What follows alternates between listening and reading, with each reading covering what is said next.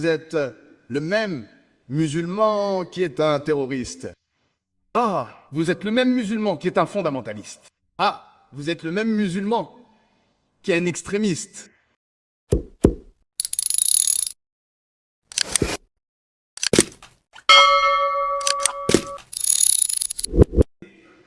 Et mes chers frères et sœurs, je vous souhaite à tous la bienvenue, avec les salutations islamiques. Que la paix, la miséricorde et les bénédictions d'Allah subhanahu wa ta'ala soient sur vous tous. C'est un plaisir et un honneur pour moi d'être au Kenya, en particulier à Mombasa. C'est la première fois que je viens à Mombasa. Et je suis heureux d'être présent dans cette ville. J'en ai beaucoup entendu parler. Et j'espère que nous aurons de bonnes sessions aujourd'hui et demain. Le sujet de mon exposé de ce soir porte sur les idées fausses sur l'islam. Bamati, première partie. Il est du devoir de chaque musulman de faire la da'wah. La da'wah est obligatoire pour chaque musulman. Quelle est la signification du mot arabe da'wah? Le mot arabe da'wah signifie inviter, appeler. Et dans le contexte islamique, douter de l'islam signifie inviter les non-musulmans à se tourner vers l'islam. Je commence mon exposé en citant un verset du glorieux Coran dans la sourate Al-Alal, chapitre 16, verset 125 qui dit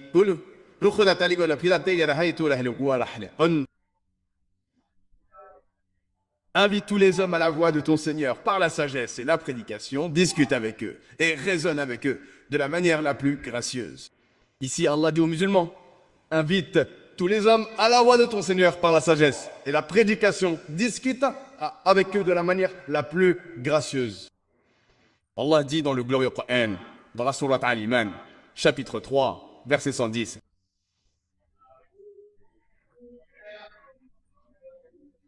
Ô musulmans, vous êtes les meilleurs des peuples créés pour l'humanité. Allah nous accorde un honneur. Il nous appelle, nous les musulmans, les meilleurs des peuples créés pour l'humanité. Allah nous accorde un honneur. Chaque fois qu'il y a un honneur, c'est toujours pour les adeptes d'une responsabilité. Par exemple, dans une école, un directeur a plus d'honneur qu'un enseignant. Un enseignant a plus d'honneur qu'un employé. De même, dans une école, le directeur a plus de responsabilités qu'un enseignant. Un enseignant a plus de responsabilités qu'un employé. Il n'y a pas d'honneur sans responsabilité. Donc, dans ce verset du Coran, dans la sourate Imran 310, Allah nous appelle, nous, les musulmans, les meilleurs des peuples. Allah. Ne pensez-vous pas que nous avons une responsabilité? La réponse est donnée dans le même verset. Allah continue et dit, parce que nous aimons le bien, nous interdisons le mal et nous croyons en Allah. En Allah.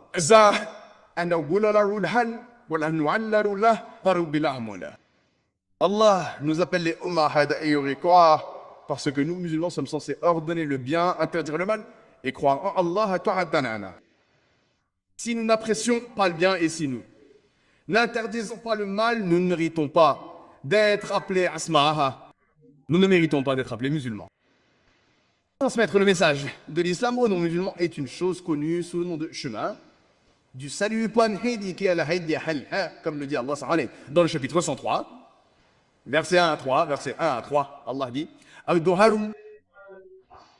qu'Allah prête serment au temps. Et il dit que par le signe du temps. L'homme est fatigué, dans un état de perte.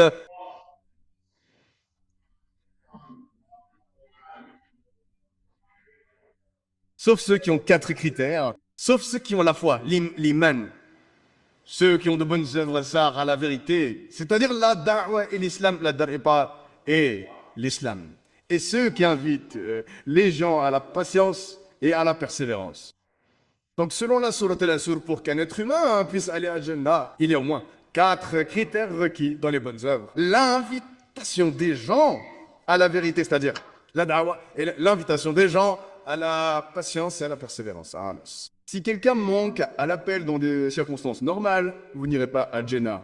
Vous pouvez être un très bon musulman.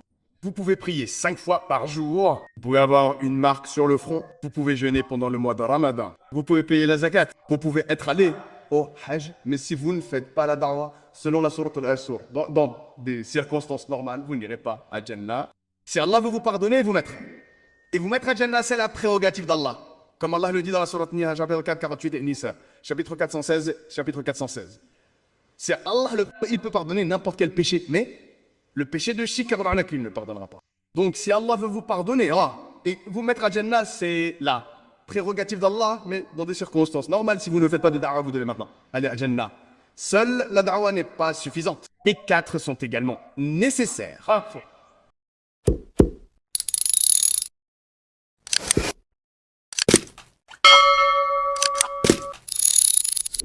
La da'wah. Certaines sont moins efficaces, tandis que d'autres le sont plus. La méthode ou la stratégie la plus courante utilisée par le musulman moyen pour faire la da'wah aux non-musulmans est que lorsqu'il rencontre un non-musulman, il lui dit 100 bonnes choses sur l'islam.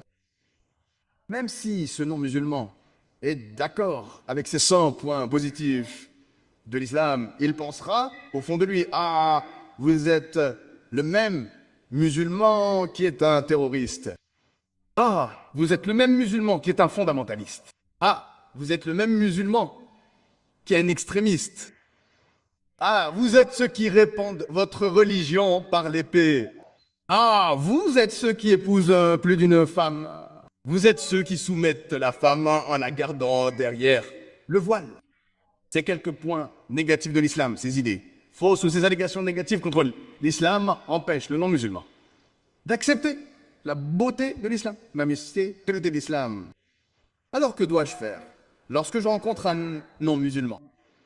Je lui demande franchement, qu'est-ce qui ne va pas dans l'islam? Allah, avec vos connaissances limitées, que ce soit bien ou mal, qu'est-ce qui ne va pas dans l'islam? Et je le mets à l'aise. Vous pouvez critiquer l'islam, vous pouvez attaquer l'islam. Je suis jeune, je peux le supporter. Ne vous en faites pas. Je peux le supporter. Je le mets à l'aise. Critiquer l'islam, vous pouvez attaquer l'islam et après l'avoir mis à l'aise, il pose environ 34 questions sur l'islam. Et ces 34 questions qu'il pose font invariable partie des 20 questions les plus fréquemment posées par les non-musulmans. Les 20 questions les plus fréquemment posées sur l'islam par les non-musulmans. Je suis dans le domaine de la da'wah depuis plus de 30 ans. Et j'ai réalisé que chaque fois que je voyage dans différentes parties du monde, ces 20 questions courantes sont les mêmes. Mao demande à mes frères et sœurs musulmans, et donc que vous connaissiez les réponses à ces 20 questions les plus fréquemment posées sur l'islam par les non-musulmans. Normalement, lorsque vous donnez une réponse, elle doit être holistique, et je préfère qu'elle contienne une citation du Coran. Disons qu'un hadith doit dire aux non-musulmans quel est le point de vue islamique, même s'il n'est pas d'accord. Nous pouvons citer les écritures des non-musulmans, que ce soit la Bible, les Védas, les Upanishads, la Bhagavad Gita, afin que nous puissions nous entendre, peuvent prouver à partir de leurs écritures le point de vue islamique. La réponse doit contenir de la raison et de la logique. La réponse doit contenir des preuves scientifiques, afin que la réponse soit holistique. Et il est préférable de bien mieux mémoriser la réponse aux 20 questions les plus courantes sur l'islam posées par les non-musulmans que de mémoriser 200 questions peu courantes. Et si vous mémorisez celle-ci, si vous mémorisez les réponses à ces 20 questions les plus courantes posées par les non-musulmans sur l'islam, même si vous ne pouvez pas les convertir, au moins vous pouvez éliminer l'animosité qui existe dans leur esprit à l'égard de l'islam. Vous pouvez éliminer les idées fausses sur l'islam qui existent dans l'esprit des non-musulmans. Et j'ai écrit un livre sur ce sujet. Il est disponible sur Internet, drzakin.com ou zakin.com. Vous pouvez aller sur le site web, il existe de nombreux livres disponibles, même celui-ci avec le titre de réponse aux 20 questions les plus courantes posées par les non-musulmans. Comment ces 20 questions courantes surgissent-elles dans l'esprit des non-musulmans? Alors ça, les non-musulmans, selon la manière dont les médias présentent L'islam, ces 20 questions courantes ne cessent de changer. Aujourd'hui, nous les retrouvons dans les médias internationaux, que ce soit les journaux internationaux, les magazines internationaux, les stations de radio internationales, les chaînes satellites internationales, que ce soit les médias sociaux. Nous constatons qu'il existe une propagande